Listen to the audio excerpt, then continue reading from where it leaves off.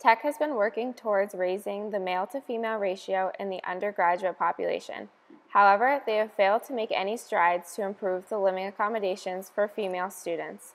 Our presentation aims to show how far women have come since their beginnings at Tech, where they are going, and the problems that are still present on campus, specifically with the available living accommodations.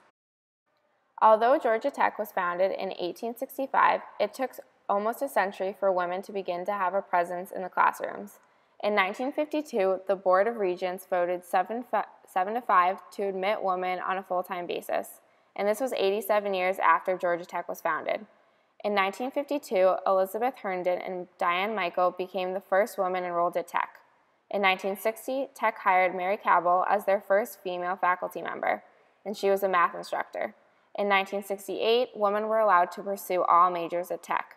Before this time, they were only allowed to pursue majors not found at any other school in Georgia. In 1968, Fulmer Hall is established as the first female dorm, thus allowing female students to live on campus for the first time.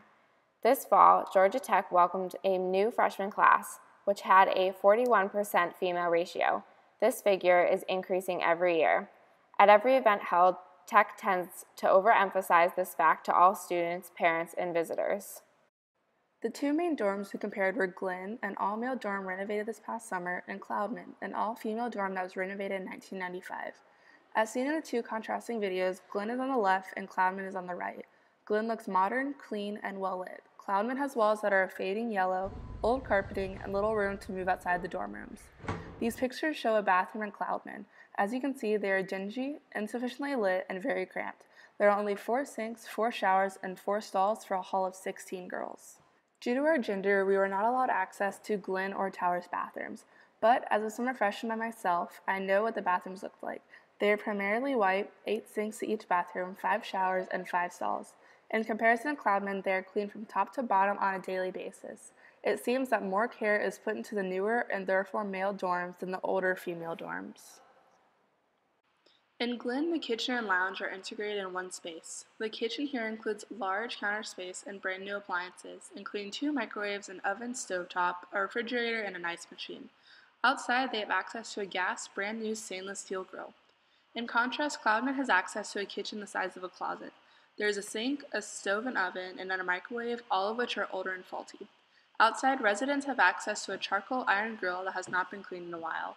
More effort must be put into starting and cleaning the grill, which may be new knowledge to many female students.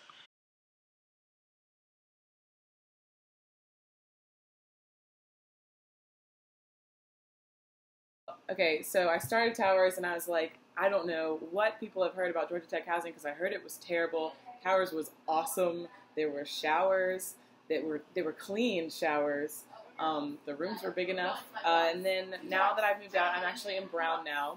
Brown was built in 1925, I think, because it says it on the wall. And the showers are cold now. My roommate and I can hold hands from bed because our room is so small.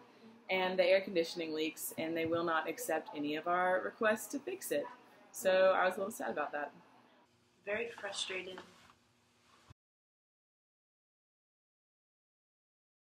Basically everything you can think of is different. It's not enjoyable. Okay, well, Towers is new. Harrison is a piece of crap. The walls are falling in. It smells weird. The floor is like a weird linoleum, and Towers has carpet. Towers also has laundry rooms on every floor, and Harrison, you have to go like out to Britton Rec.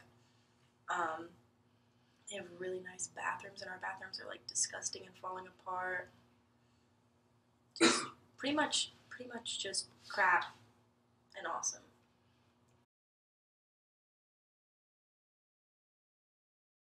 Yes, I don't understand why we didn't move out because that makes more sense to give like 50% boys, 50% girls Towers. They're living fine together in there for the summer, which is a hassle to move out. It doesn't make any sense to me still, actually. Yeah. Well, I would have loved to do that, and I would have been really happy to do that, but Towers is an all-guys dorm. Do you think that's fair? No. As far as housing goes? Yeah. Well, first, I think they need to. I know they're slowly renovating each dorm, I think, but I'm not positive about that. I would definitely give a preference to the women, or at least make every dorm co-ed, because we're going to fit everyone in there anyway. We might as well like make it equal suffering, not Towers and Glen both all boys, and then Brown full of girls that are And Cloudman. cold. Yeah, and Cloudman, they're just terrible. Yeah, So they're just so sad. I might as well mix it up. We're on the subject of dorms. I think that giving girls access to nicer, newer dorms, at least making like Glen and Towers co-ed or something like that, could help raise the ratio, because, you know, they talk about how they want girls, but they're giving them the crappiest dorms and then giving that guys like the nicest ones, so it's not really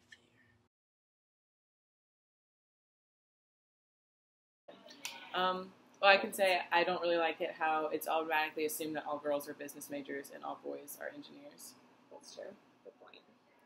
Something that was mentioned in the interviews is the difference in gender athletics here at Georgia Tech. For example, a women's basketball season ticket is $75, while a men's basketball season ticket ranges from $360 to $2,200.